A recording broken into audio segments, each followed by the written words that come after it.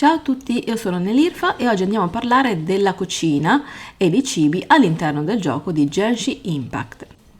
In Genshin Impact, per avere maggiori possibilità di sopravvivenza, dovrete dotarvi di una buona scorta di strumenti.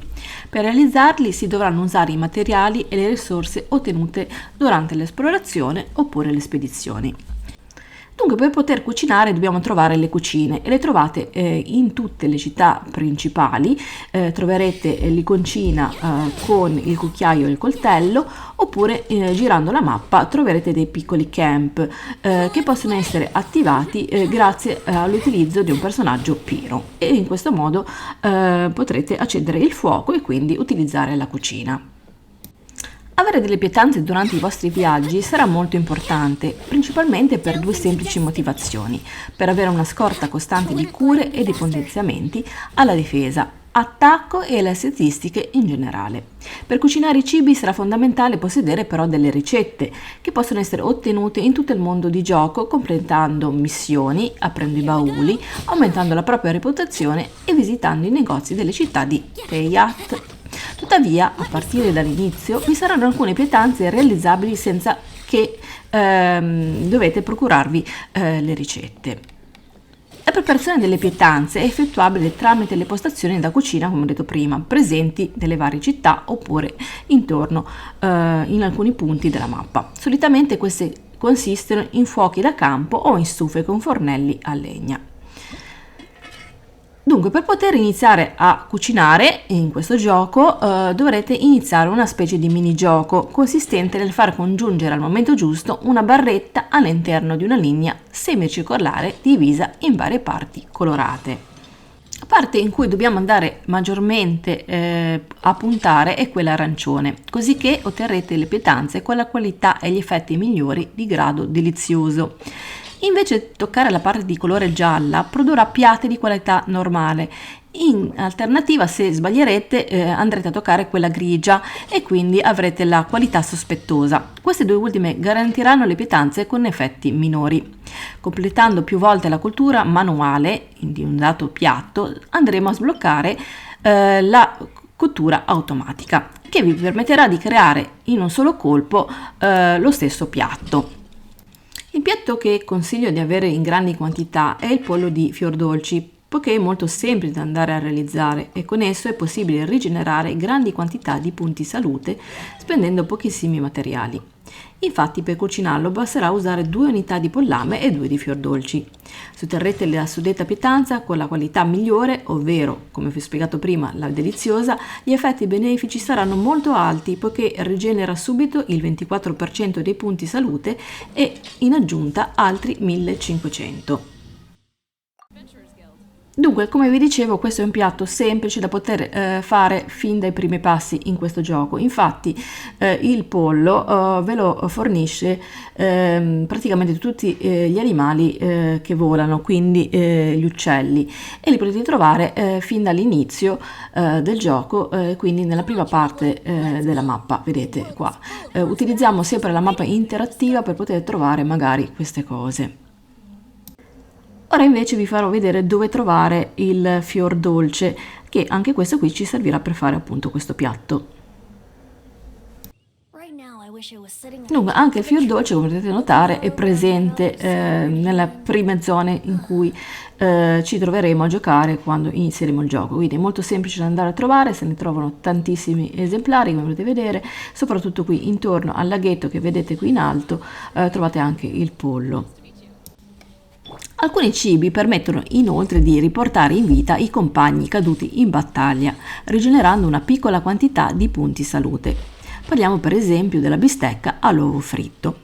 Una volta usati vi sarà un cooldown di circa 120 secondi prima che questi siano riutilizzabili una seconda volta.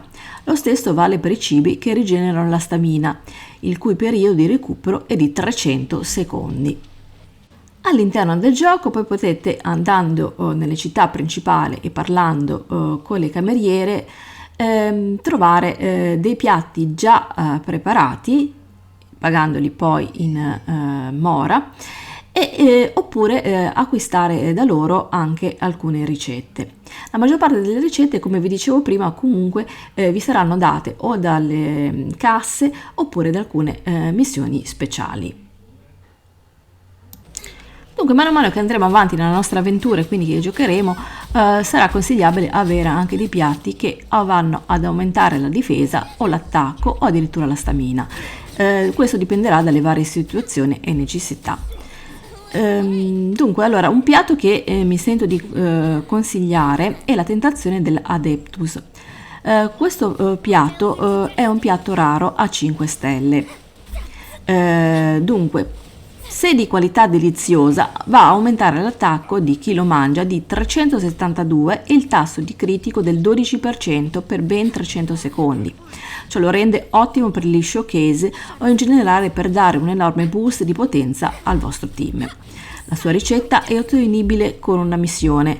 Farò un video e mi metterò il link in descrizione per chi volesse acquisire questa ricetta, per vedere come fare. Dunque, allora, per realizzarlo ci vorranno 4 pezzi di prosciutto, 3 granchi e 3 gamberi e infine 3 funghi.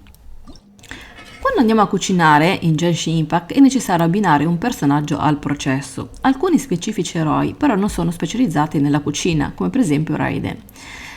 Dunque, quindi andando a utilizzare i nostri personaggi giusti per fare un determinato piatto avremo dei bonus. Infatti, andando a utilizzare Yunjin e Nilou, quando si ottiene una cottura perfetta sui cibi con effetti sull'esplorazione, si ha un 12% di probabilità di ottenere il doppio del prodotto. Andando a utilizzare Xiangling, quando si cucina un piatto che potenzia l'attacco, si ha un 12% di probabilità di ottenere il doppio del prodotto. Si Yang e Noel, quando si cucina un piatto che potenzia la difesa, si ha un 12% di probabilità di ottenere il doppio del prodotto. Utilizzando Diona, Gina e Barbara, quando si cucina un piatto con abilità curative, si ha un 12% di probabilità di ottenere il doppio del prodotto.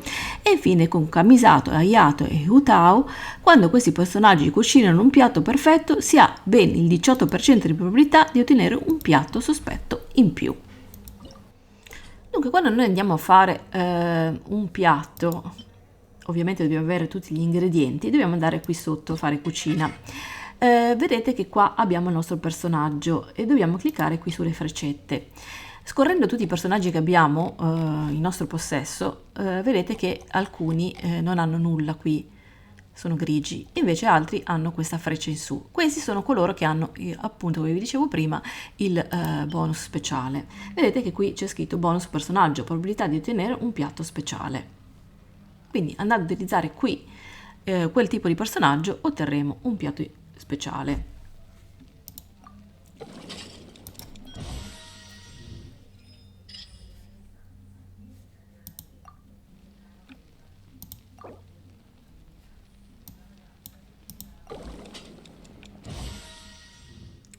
Ultima cosa che dobbiamo tenere a mente è che alcuni piatti ci richiederanno degli ingredienti che non possiamo trovare in giro, ma dobbiamo andarli a craftare. Come facciamo? Dobbiamo andare sempre qua nella cucina, selezionare questa seconda iconcina e qui trovate tutti i vari ingredienti. In questo caso la marmellata, vedete, la dobbiamo andare a fare. Dovremo avere dunque il tramontino, le more, la bacca e lo zucchero. E quindi una volta che abbiamo ottenuto tutto, mi pare che lo zucchero è un ingrediente che va creato e si crea con il fior dolce. E quindi come facciamo? Dobbiamo andare a cliccare qua, scrivere la quantità che vogliamo ottenere, quindi facciamo 3 di zucchero e confermare. Vedete che qui parte un orologio. Ci servirà 2 minuti per ottenere lo zucchero, insomma, e al termine di questi troveremo una freccia di questo genere che vorrà dire che sono pronti e andremo a cliccare qui su ottieni. Ok ragazzi, oggi abbiamo finito con